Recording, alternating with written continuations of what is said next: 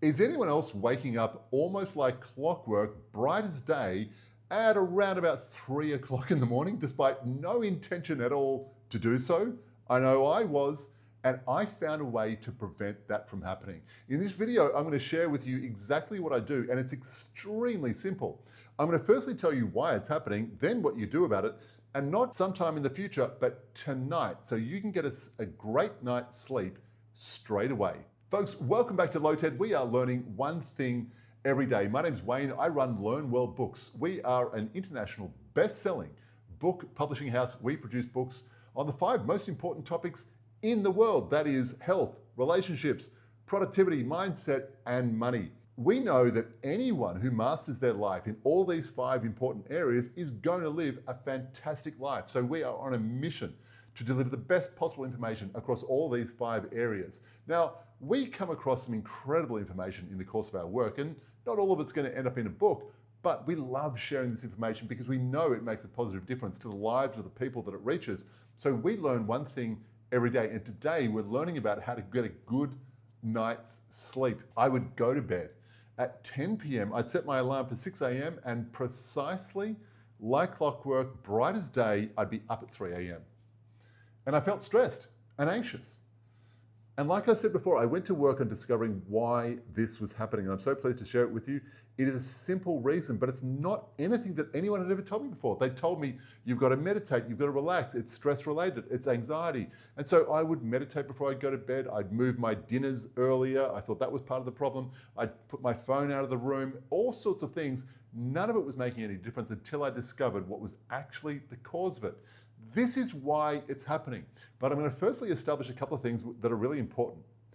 And these are things that I've learned in the process of discovering what was interrupting my sleep.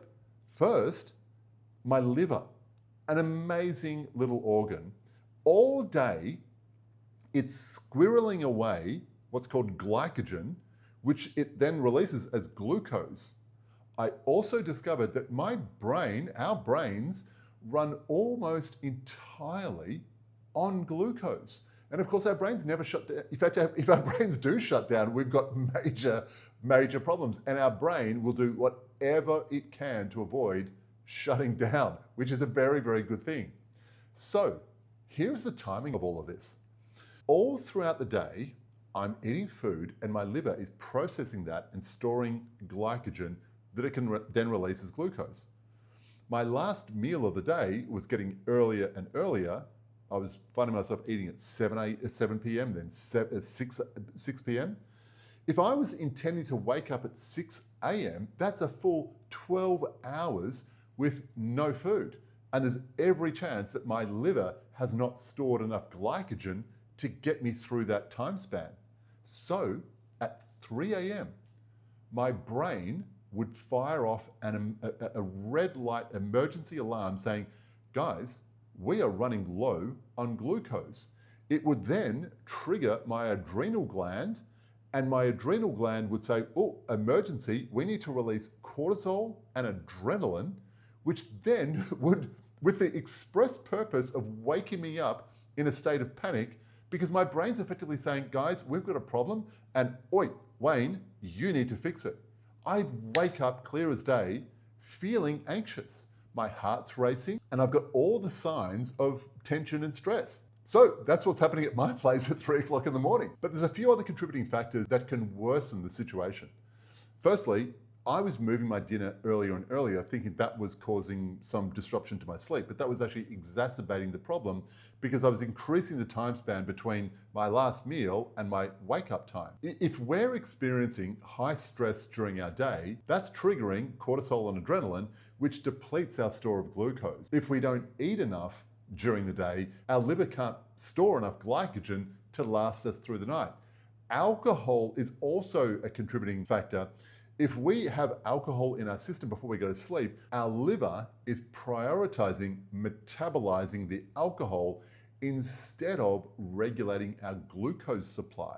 And finally, if we're exercising intensely just before we go to sleep, we might have depleted our glycogen supplies and we don't have enough to make it through the night. But now for the solution. And I'm pleased to tell you that it is surprisingly simple. It's just 20 to 30 grams of protein about 30 or 60 minutes before we go to sleep. Protein delivers different. Protein delivers amino acids which are broken down slowly and released gradually as glucose. If you like, glycogen, which is stored glucose that our liver metabolizes through what we eat, is the liver's fuel supply. And a small dose of protein before we go to sleep is just like topping up your fuel tank so that your vehicle can make it from here to your 6 a.m. alarm without interruptions on the road. Now, the 3 layers to this: metabolic, hormonal, psychological. The metabolic factors are the liver metabolizing food, glycogen stored, releases glucose, keeps our brain fed all night, no interruptions. Hormonal, our adrenal gland, we don't want that to be triggered by an emergency red light from our brain saying, go to work, and release cortisol and adrenaline, because psychologically, the 3rd level, that makes us wake up in a panic, stressed, heartbeat racing, feeling like anxiety is the problem.